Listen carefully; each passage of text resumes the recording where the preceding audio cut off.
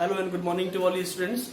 10th class के अंदर JW और नीट के फाउंडेशन के अंदर हमारा चैप्टर चल रहा है इलेक्ट्रिसिटी वाला, जिसके अंदर हमने कुछ बेसिक बातें पहले की थी, चार्ज वगैरह की, स्टैटिक चार्ज वगैरह की।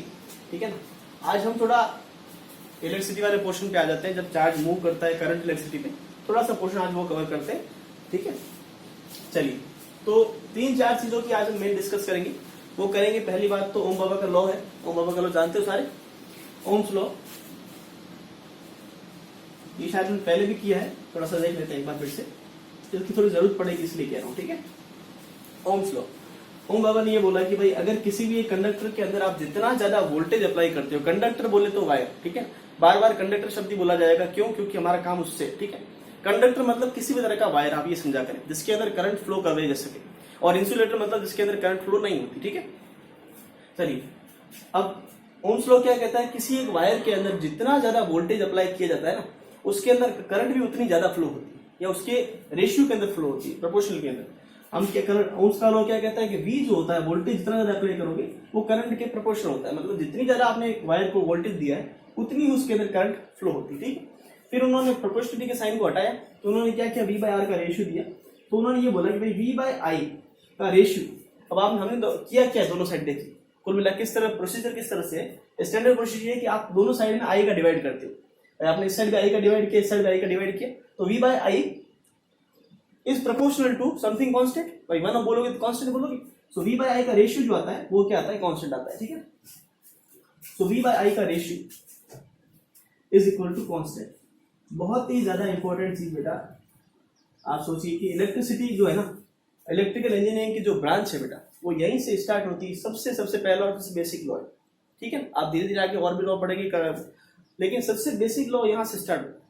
अब ये जो पूरी कहानी हमने एक लाइन के अंदर खत्म कर दी ना बेटा, ये आप 12th के अंदर जाके जब करंट इलेक्ट्रिसिटी पढ़ोगे चैप्टर, उसके अंदर आप बहुत अच्छे से पढ़ोगे सारी चीजें कि भाई किस तरह से ये V is equal to proportional to I आया।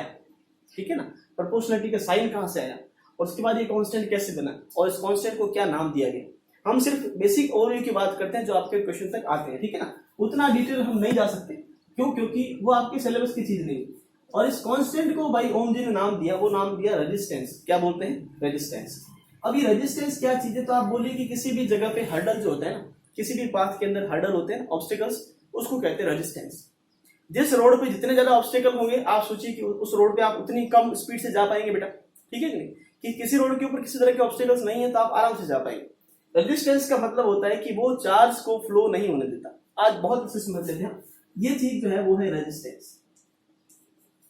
और रेजिस्टेंस की जो यूनिट होती है वो ओम के रिस्पेक्ट के अंदर, ओम साइंटिस्ट थे उनके रिस्पेक्ट के अंदर इसकी यूनिट को रखा गया ओम। ये ग्रीक लेटर है, ओम इसका से बनाया जाता है, याद कर ले, ऑक्टोपस जैसा दिखता है। ठीक है, इसको याद कर ले, जैसे याद करना चाहिए। ये रेजिस्टेंस होता है, रेजिस्टेंस की यूनिट। ठीक है, ये रेजिस्टेंस की यूनिट होती है ओम, इसको ओम ही बोलते हैं, ओम के रिस्पेक्ट के अंदर। ठीक, अब ओम ने ये बोला, समझिए आप इस बात को, यही बहुत ही ज्यादा इंपॉर्टेंट चीज की V/I का रेशियो जो है ना वो कांस्टेंट रहता है। इज इक्वल टू को क्या बोला उन्होंने, R बोला। ठीक है, इसको बोलते हैं रेजिस्टेंस। रेजिस्टेंस किस बातों पे डिपेंड करता है, अब ओम ने बोला कि भाई V/I का रेशियो कांस्टेंट है। ठीक है ना, अब हमने वोल्टेज बढ़ाते गए कंडक्टर के अंदर, पहले ओम ने क्या किया, एक छोटा सा कंडक्टर लिया इतना सा, उन्होंने वोल्टेज को फ्लो करवाया। वोल्टेज कितना होता है, वोल्टेज और करंट क्या होता है, धीरे धीरे समझ रहे हैं, पहले इसको समझ लेते हैं। उन्होंने क्या किया, 50 वोल्ट अप्लाई किया, और अंदर जो करंट फ्लो हो रही, मान लीजिए कुछ भी करंट फ्लो हो रही, 20 एम्पियर की फ्लो हो रही, 4 एम्पियर की करंट फ्लो हो रही, बहुत ज्यादा है, 4 एम्पियर की करंट फ्लो हो रही। ठीक है ना, अब उन्होंने ये किया करंट वो, और इसी वोल्टेज को उन्होंने क्या किया कि पहले भाई कंडक्टर था L लेंथ का, और इसका क्रॉस सेक्शन का एरिया, ठीक है ना, वो था A। वायर किसी भी तरह के होते हैं, सबके सब इधर से क्या होते हैं, स्ट्रेट, और ये सर्कुलर पाथ के होते हैं इस साइड से। ठीक है, अब उन्होंने क्या किया, लंबा था, एक लेंथ उसकी इंक्रीज कर, इसी क्रॉस सेक्शन एरिया को फिर से वही रखा A, मतलब वो जो वायर था उसकी विड्थ को उन्होंने चेंज नहीं किया, लेकिन उसकी लेंथ को उन्होंने इंक्रीज कर दिया, मतलब लंबा वायर लिया कुल मिला के, और वो लेंथ उन्होंने कितनी दी, 12 ली। अब उन्होंने क्या किया, अब उन्होंने फिर से 50 वोल्ट को अप्लाई किया, तो उन्होंने देखा भाई 4 एम्पियर की करंट इस बार नहीं आ रही, मतलब जो ये V/I का रेशियो था ना, इस बार कांस्टेंट नहीं। उन्होंने ऑब्जर्व किया भाई इस बार भी V/I का रेशियो जो है ना वो कांस्टेंट आ रहा है। पहली चीज आप समझ, रेजिस्टेंस किन चीजों पर डिपेंड करता है उसकी हम बात कर रहे हैं।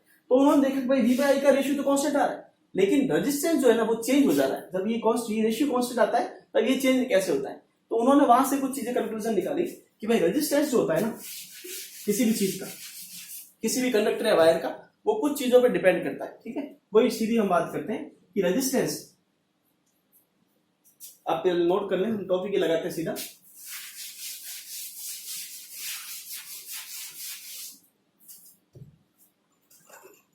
बड़ी अच्छे से चर्चा करते हैं इसकी, देखिए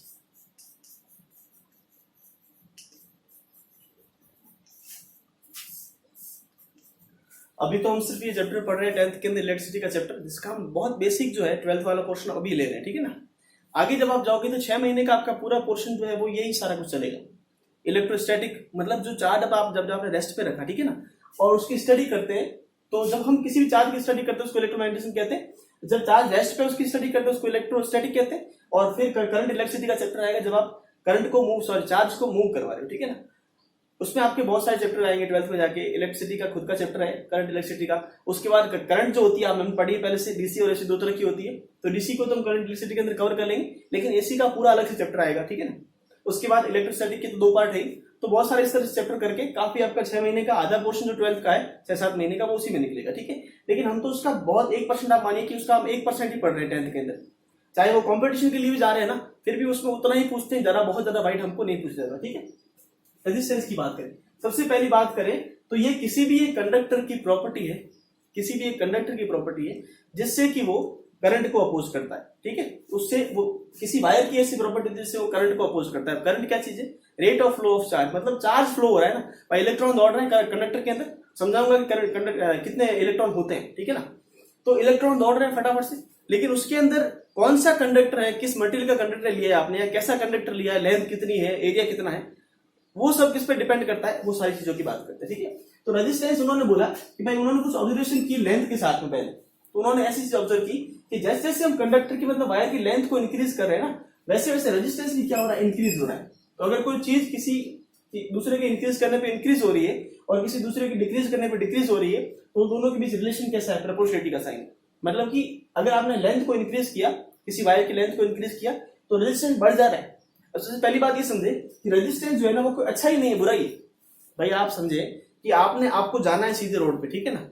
आपको रोड पे सीधा जाने में, अगर स्ट्रेट रोड है, खुला रोड है, तो आपको आनंद उस पे जाने में आएगा बेटा। उस पे अगर आपने कुछ ऑब्स्टिकल्स रख लिए तो आपको कहां से आनंद आएगा बताइए। तो रेजिस्टेंस जो है ना वो बुरा ही है एक तरह से, उसको हमको बढ़ाना नहीं है। कुछ केसेस को छोड़ के हम heating effect of electric current पढ़ते हैं, याद है आपको, उसके अंदर सिर्फ इसको काम में लेते हैं, चीजों को हीट करने के लिए।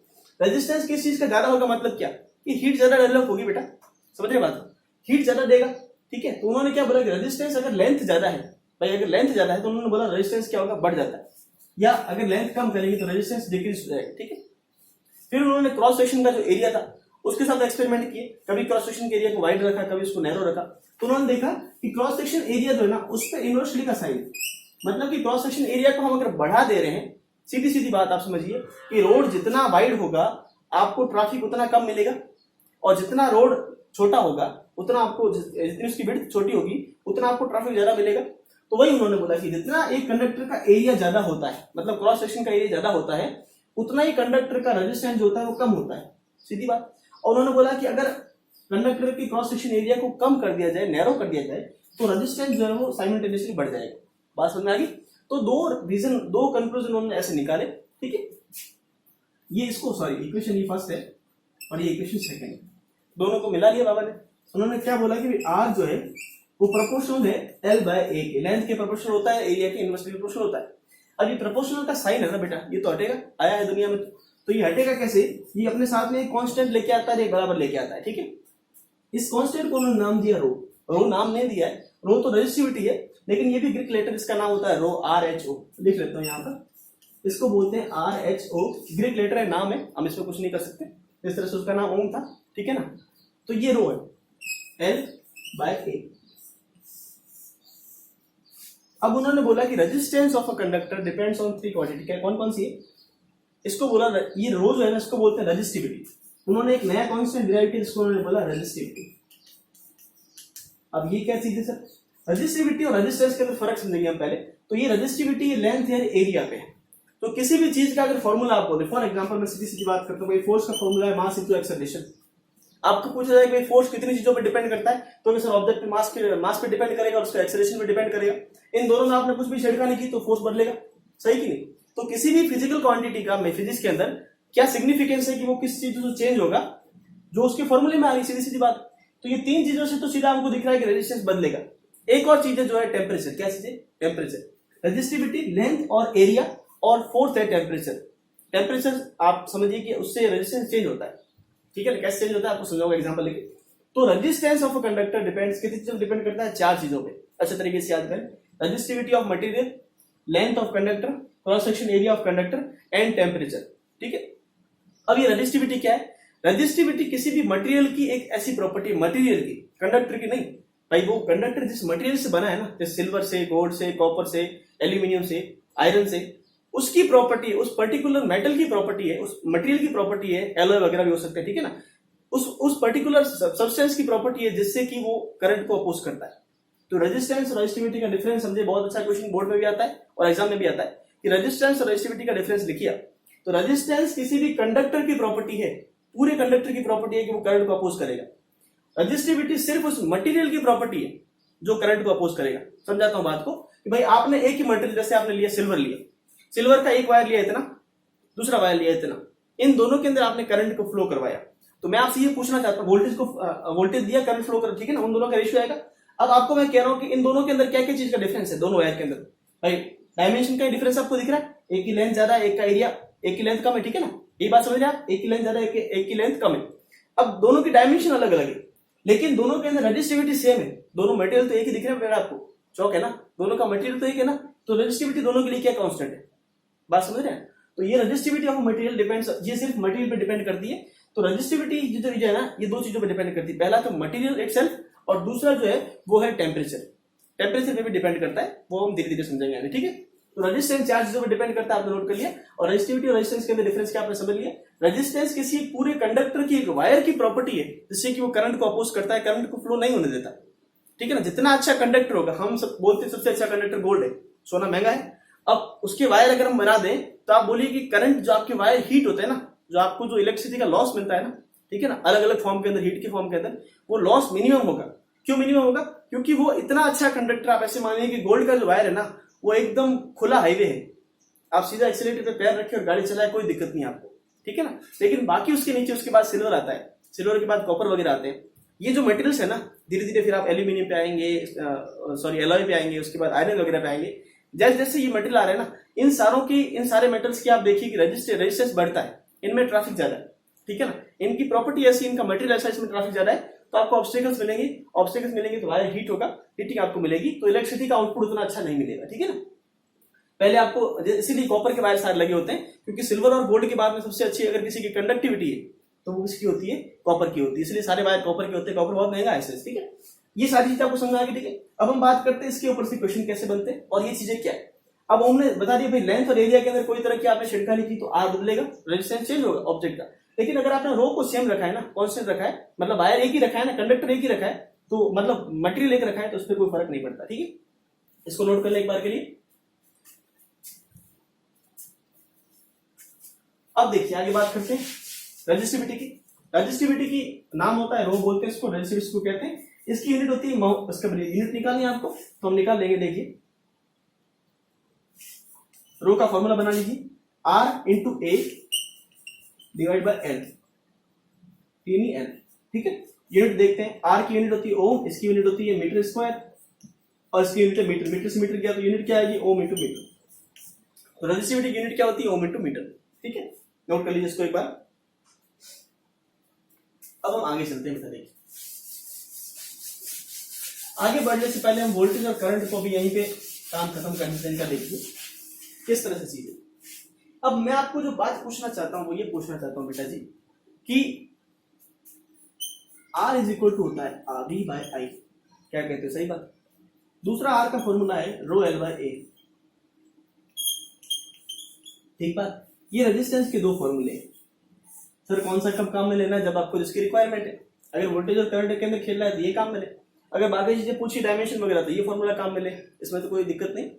अब बात ये कि फॉर्मूला देख के आप बताइए कि रेजिस्टेंस ऑफ कंडक्टर क्या वोल्टेज और करंट पे डिपेंड करता है? आपको अगर पूछे कि रेजिस्टेंस ऑफ कंडक्टर क्या वोल्टेज और करंट पे डिपेंड करता है? नहीं डिपेंड करता।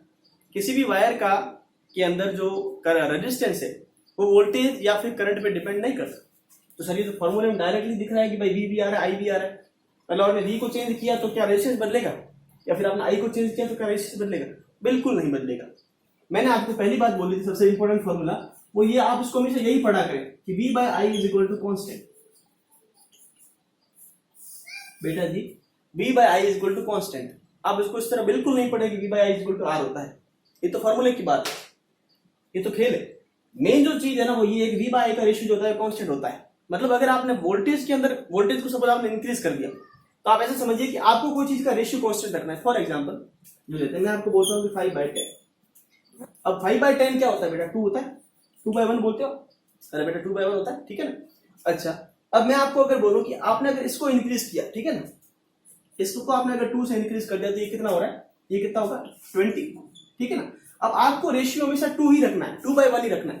तो नीचे भी आप क्या करोगे? 2 से मल्टीप्लाई दिए कितना देगा? 10।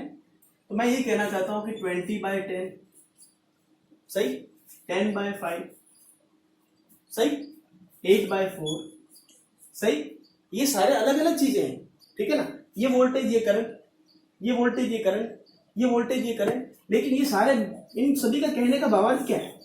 2/1, समझे कि नहीं? मतलब इन सभी का जो कांस्टेंट रेशियो, कांस्टेंट जो चीज आ रही है, जो वैल्यू आ रही है वो तो कांस्टेंट है कि नहीं? बात समझ आ रही है ना। तो पहली और सबसे इंपॉर्टेंट चीज इस चैप्टर को पढ़ने से पहले कि रेजिस्टेंस ऑफ अ कंडक्टर, कभी भी आप सोचे कि वोल्टेज और करंट पे डिपेंड नहीं करता है। वोल्टेज भले कितना ही अप्लाई करो करंट, वायर को कोई फर्क नहीं पड़ता। करंट उसके हिसाब से डिक्रीज हो जाएगी, इंक्रीज हो जाएगी, उस पर डिपेंड करता है, ठीक है। बात समझ आइए आपकी। ये कभी गलती नहीं करना कि सर फॉर्मूला दे रखा है तो डिपेंड करता है, नहीं डिपेंड करता है। कॉम्पिटिशन एग्जाम ये छोटी छोटी बातों भी जान ले लेते हैं आपकी, ठीक है ना। बच्चा कहता है सर ये तो पढ़ रखा है, डिपेंड करता है, फॉर्मूला देख रखा है, नहीं डिपेंड करता। आपको जब भी पूछा जाए, बार बार बोल रहा हूँ, रेजिस्टेंस ऑफ किस कंडक्टर का किस पे डिपेंड करता है, तो क्या 4 बातों पे डिपेंड करता है। Resistivity of conductor, length of conductor, cross section area of conductor and temperature also, ठीक है ना। टेम्परेचर केसेस हम देखेंगे बाद में, नोट कर ले इसको एक बार, ठीक है।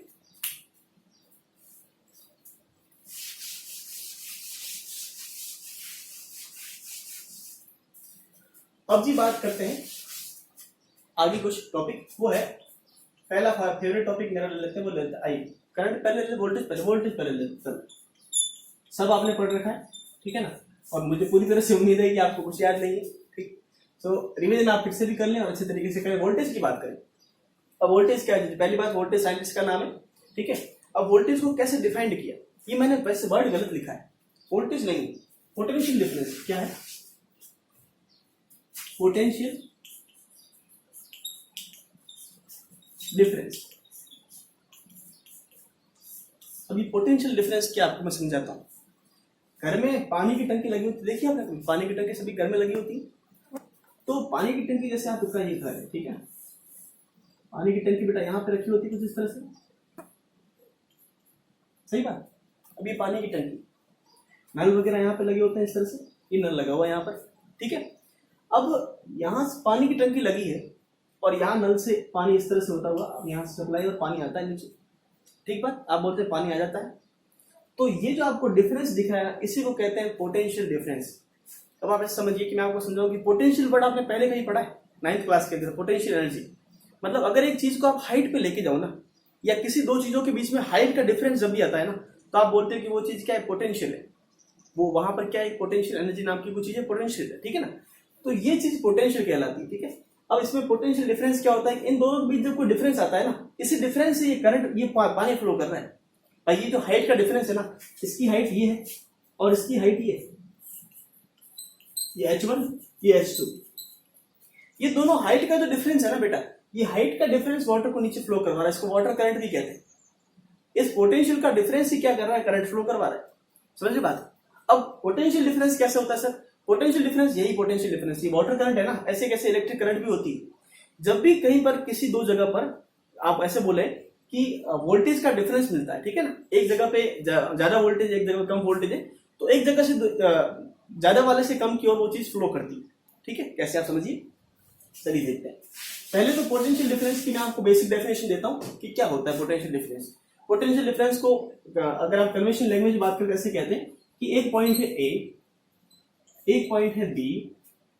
ऐसे कुछ किताबों में लिखा जाता है कि एक चार्ज पार्टिकल को, बोलिए आप, चार्ज पार्टिकल है क्यू, एक चार्ज पार्टिकल को आपने इनफाइनाइट से लेके किसी एक पॉइंट पर लेके आए, या फिर सीधा सीधा ऐसे बोले कि आपने एक पॉइंट से लेकर इस चार्ज पार्टिकल को दूसरे पॉइंट पर लेके गए, यहां से यहां आप उसको लेके गए। तो भाई आप चार्ज को आप समझिए चार्ज भी कोई ऑब्जेक्ट है, मतलब उसमें भी कुछ चार्ज पार्टिकल बोला है, उसमें भी कुछ वेट है, तो आप उसको यहां से लेके वहां तक लेके गए। तो एक जगह से दूसरी जगह लेके जाओगे तो आप जानते हैं कि हम क्या करेंगे, वर्क करेंगे। तो एक चार्ज पार्टिकल को एक जगह से दूसरी जगह पर ले जाने में जितना हम वर्क डन करते हैं उसको क्या कहते हैं, पोटेंशियल डिफरेंस कहते हैं, ठीक है ना। तो पोटेंशियल डिफरेंस को लिखते हैं V से, और पोटेंशियल डिफरेंस क्या होता है कि किसी एक चार्ज पार्टिकल को इनफाइनाइट से किसी एक पॉइंट पर लाने में किया गया काम, उसको भी कहते हैं वोल्टेज डिफरेंस। या फिर सिंपल लैंग्वेज में ये बोले कि एक पॉइंट से दूसरे पॉइंट पर लेके जाना है किसी चार्ज को, तो जितना हम वर्क डन करते हैं, work done per unit charge, इसी को क्या कहते हैं, पोटेंशियल डिफरेंस। यूनिट निकालना है, इसकी यूनिट वैसे तो वोल्टेज होती है, वोल्टेज साइंटिस्ट के नाम पे रखते हैं, वोल्ट लिखते हैं इसको, ठीक है ना। लेकिन अगर आपको कन्वेंशन यूनिट और भी पूछी जाए तो वर्क है इसकी यूनिट होती है जूल, और जूल पर कूलम। तो इसकी एक और यूनिट होती है, क्या होती है, जूल पर कूलम, ठीक है ना, जूल पर कूलम। फॉर्मूले से आपको दिख रही है, दोनों यूनिट करेक्ट है, दोनों ऐसा यूनिट है, ठीक है, कोई दिक्कत नहीं।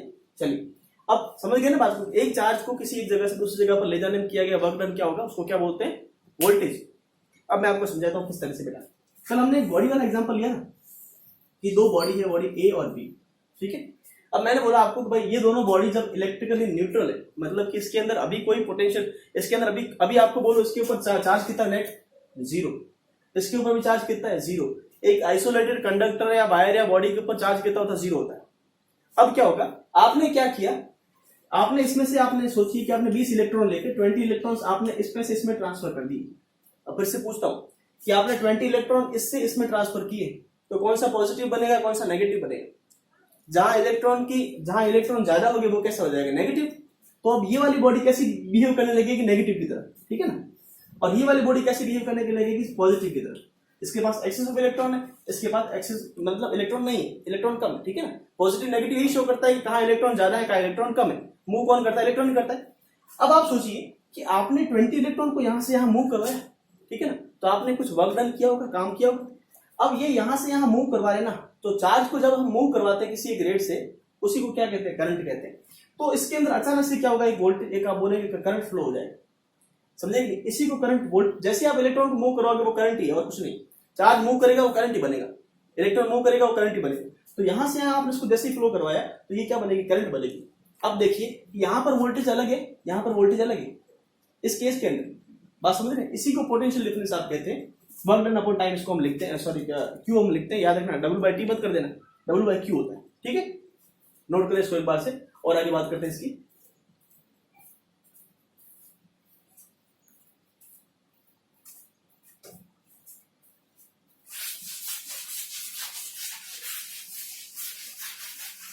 अब सर कहना क्या चाहते हैं आप, पहले ये समझाता हूं। देखो बेटा, अब हमने वोल्टेज की बात की, W/Q होता है, ठीक है। अब बात है कि सर वोल्टेज फ्लो कैसे होता है। तो नेचर के अंदर बेटा, नेचर के अंदर कोई भी चीज, हीट, करंट और बहुत सारी चीजें, सारी चीज हमेशा है ना हाई से लो की ओर फ्लो होती है। मतलब नेचर ये कहता है कि जिसके पास ज्यादा है, नेचर कहता है कम वाले को दो, और दान तब तक करो जब तक दोनों का लेवल क्या नहीं हो जाए, बराबर हो जाए। फॉर एग्जाम्पल, आपके पास में चाय, कॉफी लेते हैं, कॉफी वगैरह पीते हैं हम, चाय बेटा, आपके पास कॉफी का मग है, ठीक है। कॉफी इसमें अपना गर्म भी फील की है, आपने इसके अंदर कॉफी भर रखी, ठीक है, गर्म कॉफी। आपने लाके अपने रूम के अंदर टेबल के ऊपर आपने इसको रख दिया इस तरह से, ठीक बात, टेबल के ऊपर रखा। अभी इसका टेम्परेचर जो है ना वो अराउंड 100 के आसपास मान ले, 90 डिग्री मान लेते, कितना है बेटा, 90 डिग्री। थोड़ी देर बाद अगर आपने इसको रखा है तो 10 मिनट बाद, 15 मिनट बाद में ये कप जो है ठंडा हो जाएगा, एकदम ठंडा हो जाएगा। कितना ठंडा हो जाएगा बता सकते हैं आप, जो इस रूम का टेम्परेचर है ना उसके बराबर हो जाएगा। मतलब सपोज रूम का स्टैंडर्ड टेम्परेचर होता है 25 डिग्री सेंटीग्रेड, तो 25 डिग्री सेंटीग्रेड आप देखेंगे इस कप का भी टेम्परेचर हो जाएगा। तो सर टेम्परेचर ऐसे कैसे हुआ, तो ये चीजें हीट का, आप हीट पढ़ेंगे 11th में जाके, बहुत अच्छा चैप्टर है हीट में। आप पढ़ेंगे कि जब हीट कैसे ट्रांसफर होती है, समझाता हूं कि भाई इसके पास टेम्परेचर भी ज्यादा है, तो ये क्या करेगा, अपनी हीट को ट्रांसफर करेगा, अपनी हीट को बिखेरेगा कहां पर, जिसके पास टेम्परेचर कम है, समझे बात को। और तब तक ये दोनों, ये अपनी हीट को डिसिपेट करता रहेगा जब तक इन दोनों का टेम्परेचर क्या नहीं होता, बराबर होता। मैं आपको ये पूछूं बेटा कि एक रूम है, एक रूम के अंदर जितने ऑब्जेक्ट बेटा रखे हुए हैं ना, उन सभी का टेम्परेचर एक ही होता है। आप किसी भी चीज को हाथ लगा के देखेंगे ना, उस पर टेम्परेचर वही है जो रूम के अंदर है, समझे बात को, ठीक है ना। तो यही बात नेचर कहती है कि भाई जिसके पास ज्यादा है ना वो कम वाले को ट्रांसफर करते जाते हैं, और तब तक ट्रांसफर होता है जब तक कि दोनों में बैलेंस नहीं आता। चीज समझ आ गई आपको, ठीक है ना। अब सर ऐसे कैसे, ऐसे और समझा था आपको कि जैसे हम बोले कि मानसून वगैरह की बारिश बहुत हो रही, मानसून वगैरह कैसे आता है वो भी समझा थोड़ा सा आपको, ठीक है ना, जैसे आपको लॉजिक लगे। हालांकि हमारा ये टॉपिक नहीं है, इंडिया का मैप आप जानते सारे। अब इंडिया के मैप में क्या चीजें देखिए, आपकी ऊपर की साइड जो हमारा मैप है ना, ऊपर की साइड इसमें हिमालय है, जो भी माउंटेन वगैरह है, बहुत बड़ी श्रृंखला है। अब माउंटेन वगैरह आप देखिए गर्मियों का टाइम, गर्मियों के बाद क्या आती है, बारिश आती है। अब गर्मियों के टाइम आप देखिए कि माउंटेन्स वगैरह है ना, वो बहुत ज्यादा गर्म हो जाते हैं, ठीक है ना, गर्म होते हैं वो माउंटेन, बहुत ज्यादा गर्म होते हैं। नीचे की साइड हम बोले कि हमारा क्या समुद्र है, ठीक है, ओशन है। अब वो पानी जो है ना, जब टेम्परेचर बढ़ता है ना, तो प्रेशर क्या हो जाता है, कम हो जाता है। उस जगह पे क्या होता है, कम। किसी भी जगह पे अगर टेम्परेचर ज्यादा है, इट मीन कि वहां पे प्रेशर, एयर प्रेशर क्या है, कम है, ठीक है। अगर प्रेशर कम है और यहाँ पे जो ओशन है वहां पर टेम्परेचर लेवल के अंदर है, तो यहाँ पे प्रेशर क्या होता है, कम, मतलब मॉडरेट होता है, तो मैक्सिमम होता है। और जितनी ज्यादा यहाँ पे गर्मी पड़ती है, पत्थर है, माउंटेन है, तो गर्म होते हैं, तो गर्मियों के अंदर ये एकदम गर्म हो जाते हैं, और इतने गर्म होते हैं कि इनका प्रेशर बहुत ज्यादा कम हो जाता है। टेम्परेचर यहाँ पे इतना ज्यादा राइज होता है ऊपर माउंटेन की साइड में कि उसका टेम्परेचर बहुत ज्यादा बढ़ता है, जिससे प्रेशर बहुत ज्यादा कम हो जाता है, ठीक है। अब प्रेशर यहाँ पे जो ओशन है इसके अंदर प्रेशर बहुत ज्यादा बन गया, ठीक है। प्रेशर कैसे, यहाँ पे टेम्परेचर मॉडरेट है, मतलब कि इस यहाँ पे जो प्रेशर है उसके कंपैरिजन के अंदर यहाँ पे प्रेशर जो है वो कम प्रेशर है, सॉरी यहाँ प्रेशर ज्यादा है, यहाँ प्रेशर कम है। अब मैंने आपको क्या बोला कि कोई भी चीज जो है वो हाई से लो की ओर फ्लो होती है नेचर के अंदर।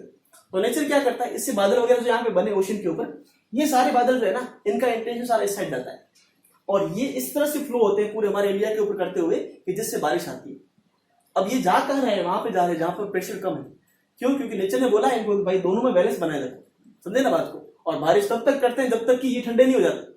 बारिश का मौसम जाता है, मतलब 3-4 महीने तक बारिश होती है ना, तो बारिश के मौसम बिल्कुल टेम्परेचर सब जगह का जब एकदम इक्वल हो गया ना, तब जाके फिर से बारिश उठती है, फिर सर्दियां आती है, फिर से गर्मी आएगी, गर्मी के अंदर फिर से माउंटेन गर्म होंगे और टेम्परेचर डिफरेंस आएगा, टेम्परेचर डिफरेंस से प्रेशर डिफरेंस आएगा, प्रेशर डिफरेंस से क्या हो जाएगा, फिर से वो अपलिफ्ट करेंगे। बात समझ रहे हैं कि आपने झोपड़ी वगैरह आपने कभी देखी, ठीक है ना, आपने देखी हो कभी, तो आप देखिए कि भाई आंधी वगैरह आती है ना, तो आप देखिए झोपड़ी वगैरह की चीजें हैं या फिर ऐसी कुछ चीजें होती है प्लास्टिक वगैरह मेटल से बनी हुई, लकड़ी वगैरह से, ठीक है ना।